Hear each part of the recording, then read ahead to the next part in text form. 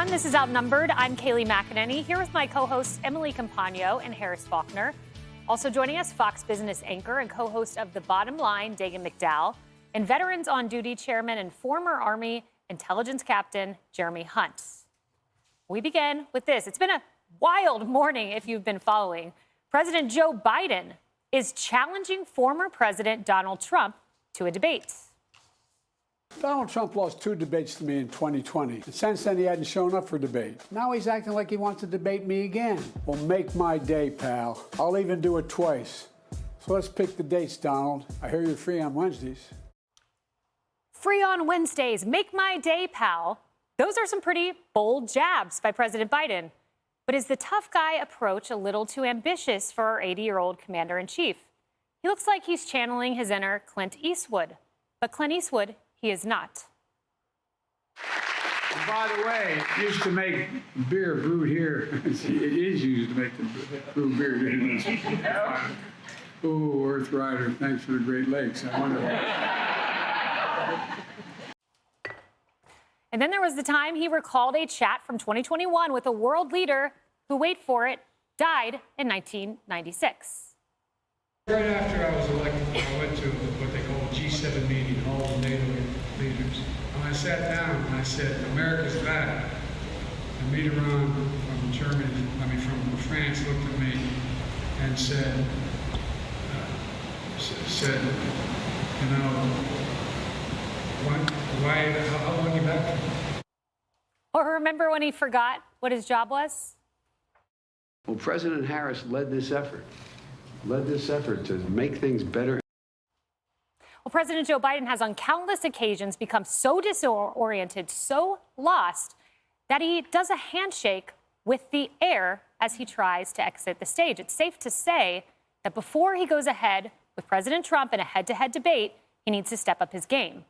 And Trump is ready to have Biden put his money where his mouth is. He has accepted the challenge on Truth Social, saying, quote, "Let's get ready to rumble."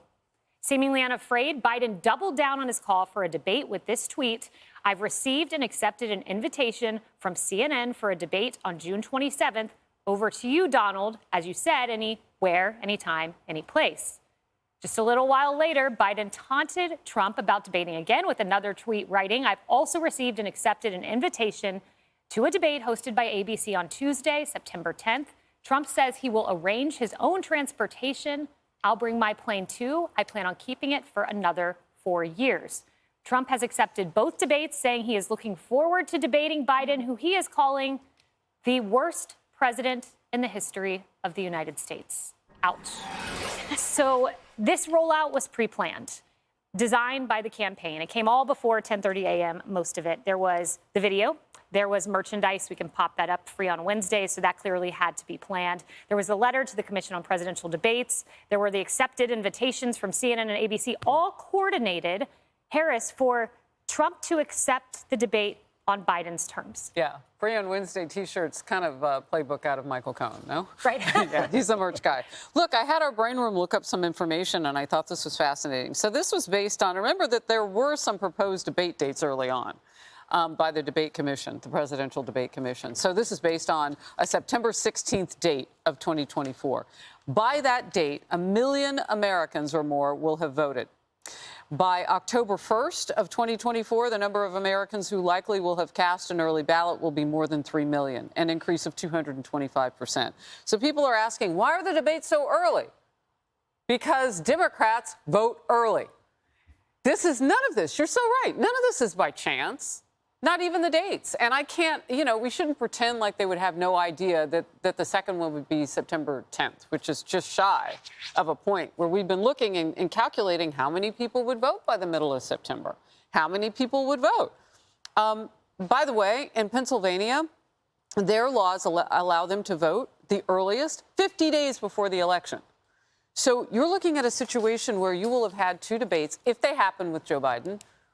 It's not an accident that they would start in July, right? And by the way, will we even be at a convention point in June 27th? No, we won't. So I don't know how much Americans will tune in, but certainly that September 10th one is really going to count because many people will already be voting. Yeah, so why did they do this way, Jeremy? There's a few reasons. Number one, they clearly wanted CNN. They wanted this to be 2-on-1 instead of 1-on-1, That's right. as one of my former colleagues said. Number two, timing. They wanted this in June. The letter to the Commission on Presidential Debates specifically cites after Trump's trial. So Biden is praying, hoping for a conviction there. And likely this will come after the presidential immunity decision. If it goes against the way of President Trump, Biden will want to take a victory lap. But mostly this is because this is desperation. The New York Times Siena poll came out. They're behind in every poll. Biden's desperate for a reset. Hence, they are willing to walk into what could be total and complete annihilation on a debate stage with a lackluster candidate. That's exactly right. I mean, so what we have here, we have this kind of, tries to do this macho man kind of video, you know, make my day, pal. It sounds very fake anyway. I mean, I think the American people can see right through that. I mean, give us a break. And then, but secondly, then he comes with all these different stipulations. So, okay, well, certain networks, certain timing. They even talked about the microphones, where the microphone's going to turn off if you're not speaking. I mean, so all these different kind of, look at the fine print. He clearly is trying to make sure he's trying to make sure he stacks it all in his favor to give himself the best shot against going up against Trump. I applaud President Trump for saying, look, I'll do it on your terms. I'll still debate you, and kind of calling his bluff and saying, sure, let's do it. Because I think you have a president that knows not only his poll numbers are falling, but also he doesn't have a good record. I mean, if you look at the world, I mean, you look at China, Russia, what's going on in the Middle East with our ally Israel, it's been an absolute mess. You look at our own country and the economy, the border. He knows that any debate that he has with President Trump is going to make him look even worse than he already does. So he's trying to kind of stack everything in his favor as he can, but I don't think it's going to work. Emily, the president has been insistent that the trials he has nothing to do with. We have seen this insistently. But then he puts up this fundraiser, free on Wednesdays merch, which the Wednesdays clearly refer to the day when Trump is not in court. And this comes less than 24 hours after an unforced error by the press secretary, where she seems to suggest there's some campaigning involved with the trial. Watch. Was it appropriate for Speaker Johnson to show up at the trial of the former president today? So look, I can't speak to, don't want to comment, obviously, as this is related to 2024 elections, and I can't speak to the speaker's schedule. That is something for him to decide on. Now, what she should have said is, I won't talk about an ongoing court case, but she said it had to do with 2024. Look, the first thing that I thought of when this entire performance occurred this morning was, oh, it's a coup, right? I sort of got excited for a second. But that's probably a worst case extreme scenario. And more, I think more practically speaking, what I realized is that it was the bone being thrown to the mainstream media so that they can now run with a narrative. President Biden did agree. Yes, he said he would debate Trump anytime. What are you talking about, right? So it answers the, up until now, sort of really important groundswell that has been like, well, if you really want to earn our vote, then you need to stand up in front of the other candidate and explain and defend your policies that we've been suffering under for 4 years. So now they have the answer to that. I will say what I found most deeply disheartening from my commander-in-chief as he exploits the fact that a former president is in a criminal trial, the free on Wednesdays, it is all so sad to me because this is a president who promised us unity. He promised us he would be the adult in the room. He promised us he would behave commensurate with the office and, in his words, unlike his predecessor. And now we are getting someone that is taking glee over another human, a former president who is subjected to criminal charges. That's unacceptable to me. The plain comment, that's a funny quip. Go ahead. That's sort of campaign-like. Otherwise, no thank you. And I just will close by saying that I think the free on Wednesdays, he can go ahead and give that to his own son starting June 3rd.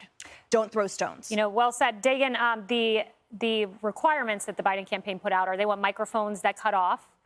They want this to be done by a television network. They don't want third-party candidates on the stage. Bye-bye RFK. And they don't want a crowd. I mean, maybe they've seen the poll numbers. Right. This is why. So I'm going to pull on my deplorable hayseed hick hillbilly overalls. Because this feels to me like a ploy by Biden and company to avoid actually debating. So you eliminate the commission. You negotiate directly with President Trump's people. So how's that going to go?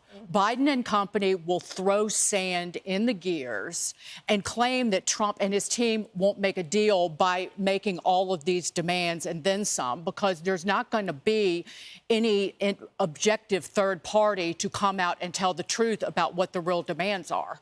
So they will make demands potentially, and then Biden will maybe tank this on purpose. I don't think these debates happen by design. That is just what my gut says. And by the way, not only did President Biden, by saying, I hear you're free on Wednesdays, the American people already know that this is a political prosecution. So that's a terrible look. But they also edited that video 5 times. So he wants to be like TikTok, but also it raises the question, can you not get through 13 seconds without 5 edits? Yeah. You know, RFK Jr., if he gets to 15%, what are they going to say to him? Because that's also a rule here. Of the Commission on Presidential Debates, but not CNN's rule. So right, that's why they iced him out. Terms. I said last week he wouldn't debate, but if he doesn't go through with it now, it'd be the biggest bluff in presidential history. There you go. But they're counting on low expectations like the State of the Union. All he has to do in his mind is jump over those low expectations. How sad. Hey everyone, I'm Emily Campagno. Catch me and my co-hosts Harris Faulkner and Kayleigh McEnany on Outnumbered every weekday at 12 p.m. Eastern, or set your DVR. Also, don't forget to subscribe to the Fox News YouTube page for daily highlights.